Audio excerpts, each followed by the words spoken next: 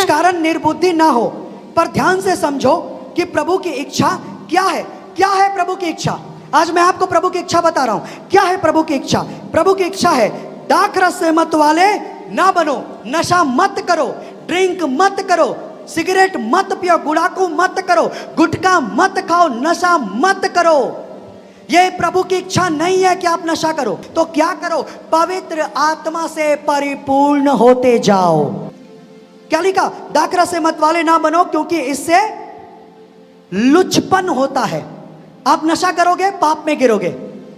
लुचपन करोगे, आप नशा करोगे तो। पर पवित्र आत्मा से परिपूर्ण होते जाओ और आपस में भजन और स्तुति गान और आत्मिक गीत गाया करो और अपने अपने मन में प्रभु के सामने गाते और कीर्तन करते रहो और सदा सब बातों के लिए हमारे प्रभु यीशु मसीह के नाम से परमेश्वर पिता का धन्यवाद करते रहो। जब तक आप पवित्र आत्मा से परिपूर्ण नहीं है, आपके मुंह से आराधना नहीं निकलेगी, स्तुति नहीं निकलेगी, धन्यवाद भी नहीं निकलने वाला, अंदर से नहीं निकलेगा। आपके अंदर से अगर वर्शिप चल रहा है लेकिन आप वर्शिप नहीं कर पाओगे, अंदर से वर्शिप, समझ रहे हैं आप? भैया हम खड़े हैं, बाकी लोग सब लोग वर्शिप कर रहे हैं, तो चलो हम भी करते हैं, हम भी वर्शिप कर लेते हैं, प्रभु का धन्यवाद करेंगे। अंदर से नहीं हो रहा है, लेकिन अंदर से नहीं हो रहा है, मुंह से हो रहा है, क्योंकि सब गा रहे हैं, भैया अपने को भी गाना है। और कई लोग तो आराधना ही नहीं करते, क्योंकि आराधना में उनका मन नहीं करता, उनको संघर्ष करना पड़ता है वर्शिप करने के लिए। जानते हो प्रॉब्लम क्या? आप पवित्र आत्मा से परिपूर्ण नहीं है, ये साइन है। क्योंकि जो व्यक्ति पवित्र आत्मा से परिपूर्ण होता है, वर्शिप चला कि उसके रोंगटे खड़े हो जाते हैं, उसके हृदय के अंदर में गुदगुदी होने लगती है और वो अंदर से वर्शिप करने लगता है, अंदर से उसके वर्शिप आती है, वो अंदर से स्तुति करता है, अंदर से भजन गाता है। समझ में आ रहा है? और आपको मैं बता दूं, जो पवित्र आत्मा से परिपूर्ण है उसका हृदय हमेशा धन्यवादित रहेगा, हमेशा। अभाव में भी वो धन्यवादित रहेगा, विरोध सताओं में भी वो धन्यवादित रहेगा, यातनाओं में भी वो धन्यवादित रहेगा, दुख में भी वो अधन्यवादित रहेगा, क्लेश में भी वो धन्यवादित रहेगा, हर परिस्थिति में वो धन्यवादित रहेगा। लेकिन अगर आप पवित्र आत्मा से परिपूर्ण नहीं है, पैसों का अभाव आया कोसने लगे, क्लेश आया कोसने लगे, दुख आया कोसने लगे, विरोध सताव आया बैकस्लाइड हो गए, यातना आई, क्या मिला हमको प्रभु के पास आने से? कोई मतलब नहीं है, हम छोड़ देते प्रभु को, चर्च चले, हम वापस चले जाएंगे अपने जीवन में। सही नहीं है, आप शरीर में हैं और शरीर चलता नहीं है खुदा के राज्य में। खुदा के राज्य में चलने के लिए हमको आत्मिक होना पड़ता है, पवित्र आत्मा से परिपूर्ण होना पड़ता है। कितनों को समझ में आ रहा है? हालेलुया।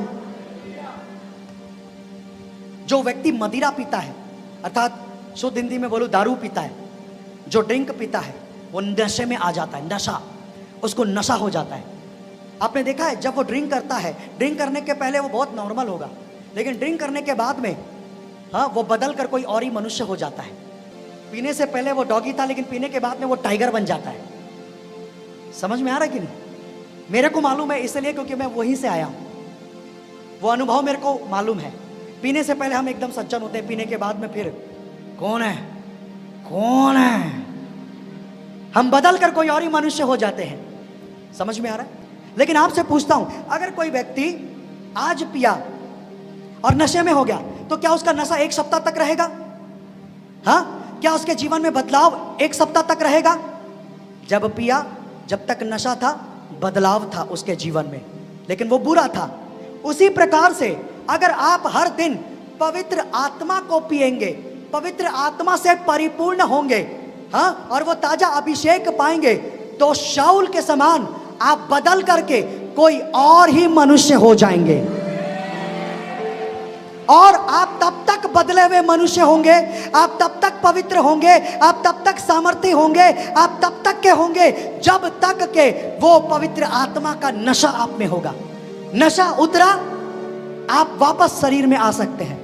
नशा मत उतरने दो, हर दिन पवित्र आत्मा का नशा करो। कितनों को समझ में आ रहा है? हर दिन पवित्र आत्मा का नशा करो। इन लोगों ने जब ये एक चित होकर, एक मन होकर, जब ये लोग प्रेरित होकर प्रार्थना कर रहे थे, तो क्या मांगे? प्रभु ऐसा वरदान दे कि वचन सुनाए हियाव के साथ और बीमारों को चंगा करें।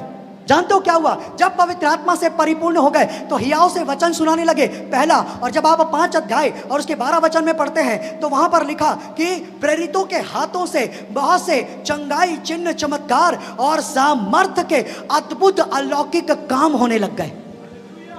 और प्रतिदिन वो सुलेमान के ओसारे में एक चित्त होकर इकट्ठा हुआ करते थे। जब तक आप पवित्र आत्मा से परिपूर्ण नहीं हो जाओगे तब तक के आपके द्वारा आपकी मिनिस्ट्री में कोई चंगाई, चिन्ह, चमत्कार नहीं होने वाला, कोई दुष्ट आत्मा नहीं निकलेगा, कोई बीमार चंगे नहीं होंगे, कुछ भी नहीं होने वाला। आपको उसके लिए पवित्र आत्मा से परिपूर्ण होना होगा, तब आपकी मिनिस्ट्री में मिरेकल्स होंगे। आमीन। हाँ, इफिसियों की पत्री में जब 19 अध्याय उसके 1 से 6 तक हम पढ़ते हैं, जब पौलुस ने इफिसियुस के लोगों के सर पे हाथ रखा, वे पवित्र आत्मा से भर गए। और आगे लिखा कि वो अन्य अन्य भाषा बोलने लगे और भविष्यवाणी करने लगे। अगर आप पवित्र आत्मा से परिपूर्ण नहीं है, आप कभी भविष्यवाणी नहीं कर पाओगे।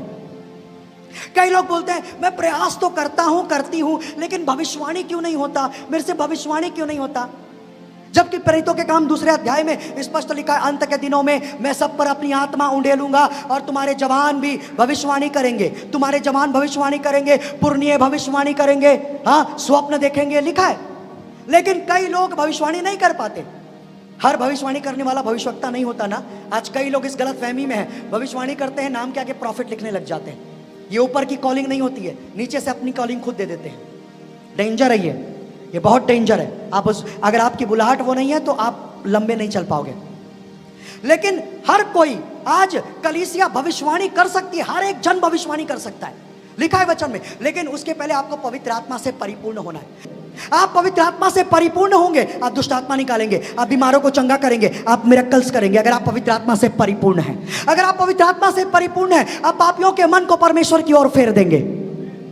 अगर आप यीशु के दर्शन पाना चाहते हैं, अगर आप स्वर्ग के दर्शन पाना चाहते हैं, तो आपको पवित्र आत्मा से परिपूर्ण होना होगा। देखो वचन में क्या लिखा है, परंतु उसने पवित्र आत्मा से परिपूर्ण होकर स्वर्ग की ओर देखा। देखो, परंतु उसने पवित्र आत्मा से परिपूर्ण होकर, स्तिफनुस के विषय में, पवित्र आत्मा से परिपूर्ण होकर स्वर्ग की ओर देखा, हाँ, और परमेश्वर की महिमा को, हाँ, और यीशु को परमेश्वर के दाहिनी ओर खड़ा हुआ देखकर कहा, देखो मैं स्वर्ग को खुला हुआ और मनुष्य के पुत्र को परमेश्वर के दाहिनी ओर खड़ा हुआ देखता हूँ। हाँ, स्तिफनुस दर्शन देख रहा है, स्वर्ग देख रहा है, परमेश्वर पिता को देख रहा है, उसकी महिमा को देख रहा है, यीशु मसीह को देख रहा है। कैसे?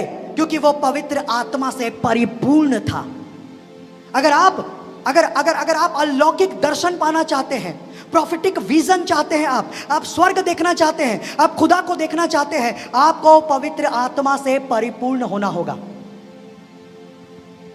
पवित्र आत्मा से परिपूर्ण होना होगा। मैंने प्रभु यीशु मसीह को देखा, मैंने दर्शन देखा, और मैंने तब प्रभु यीशु मसीह को देखा जब मैं नया विश्वासी था, लेकिन बहुत आग में चल रहा था।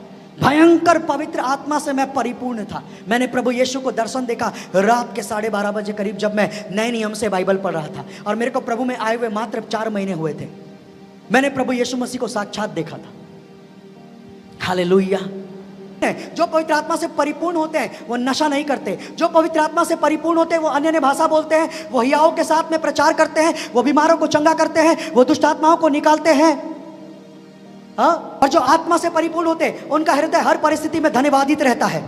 मसीह के नाम से परमेश्वर पिता का धन्यवाद करते रहो, मसीह के भय से एक दूसरे के अधीन रहो। आज सबसे बड़ा प्रॉब्लम यही है,